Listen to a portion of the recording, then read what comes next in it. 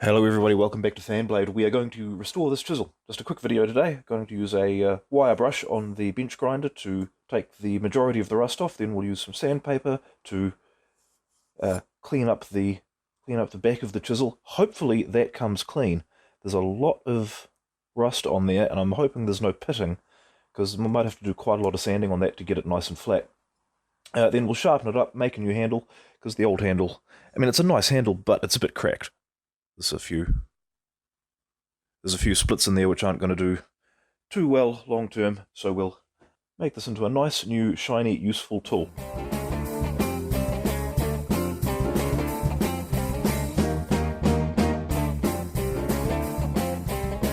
I started cleaning up the front face of the chisel and I was quite happy with how the rust came off. There was not a lot of pitting, not a lot of damage, and it came up nice and shiny.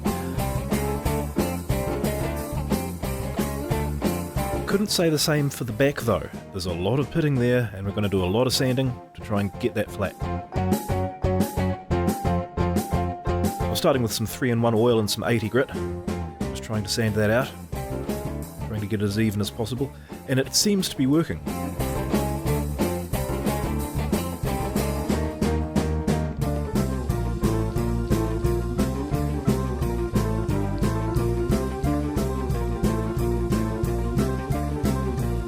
But the end of that chisel has some very serious pitting, and I decided to simply cut it off.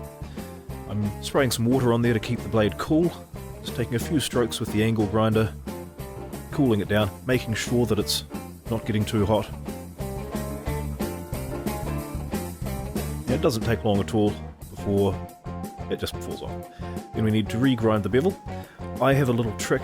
I don't have a proper mount for sharpening chisels, so I've just wrapped a couple of zip ties around there so I've got a reference, so I'm always getting the same angle of the blade against the wheel.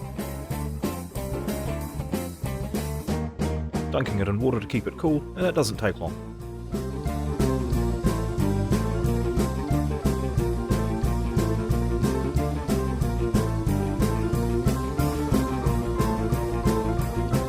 Taking the handle off is easy. Just split it and it came off. Time to make a new one. I'm using a piece of kauri that was left over from a guitar I built about a year ago. I'm just going to cut it into pieces, mark the centres, use a block plane to cut off the edges, and then we'll stick it on the lathe.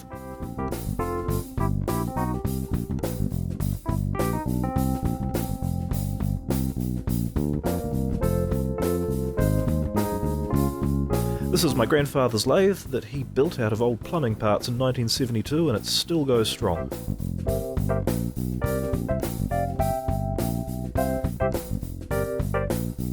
I'm using my favourite chisel handle as a reference, and using the calipers to make sure I get the diameters right, and coming in with the paring tools just to get the diameters, and then coming in with the gouging tools just to clean them all up a bit.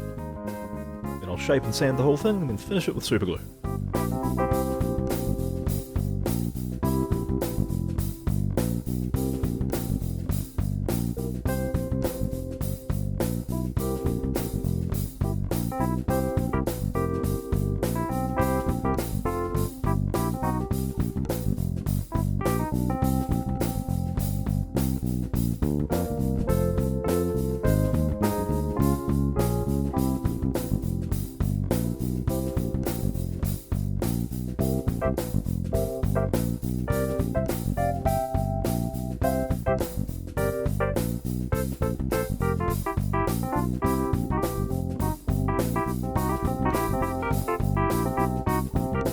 For the support rings, I'm just using some bits of steel that I had hanging around. I'm just marking off the appropriate amount, cutting it off, then we'll use a file to clean them up a bit, and then bang them on the handle.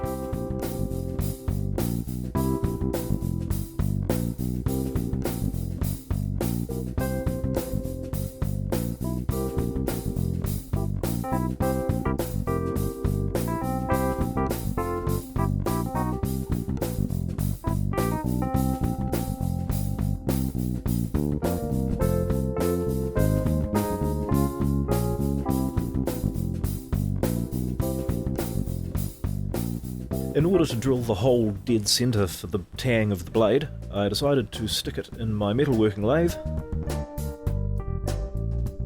coming in with a 6mm drill for the full depth, and then I'm going to widen the opening with an 8mm drill just to half the depth.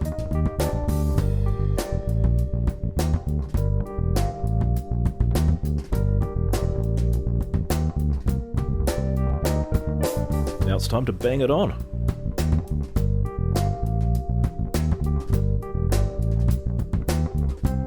Nice one.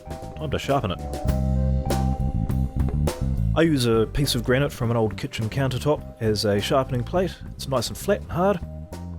And I'm just cutting out squares of 200, 400, 600, 800 and 1000 grit sandpaper with some 3-in-1 oil and a honing guide. It's really not difficult.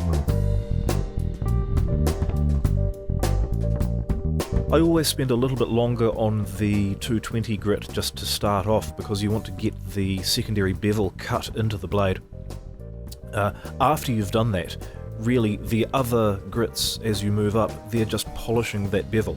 So you work the first one and then the rest of them don't take nearly as long. I begin each grit by taking off the burr left by the previous grit. I do it like this so that the back of the blade is honed to a certain fineness, and then you hone the top of the blade to that fineness, as opposed to trying to hone the top of the blade to the previous grit's fineness.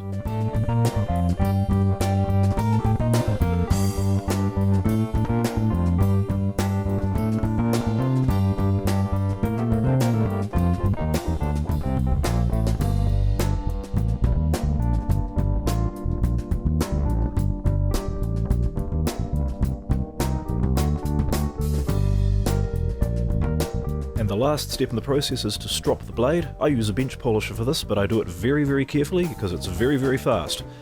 1 or 2 things, quick test, 1 or 2 more, and then you're ready to shave.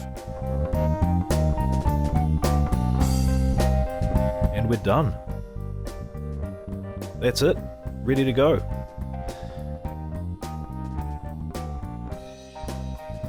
I'll stick that on the wall in the sawdust area, ready for lots of carving and lots of use that I'm going to give that thing. Thank you very much everybody for watching. Next week we will be starting a new instrument build, so hit subscribe and come along for the ride. Thanks very much, see you later.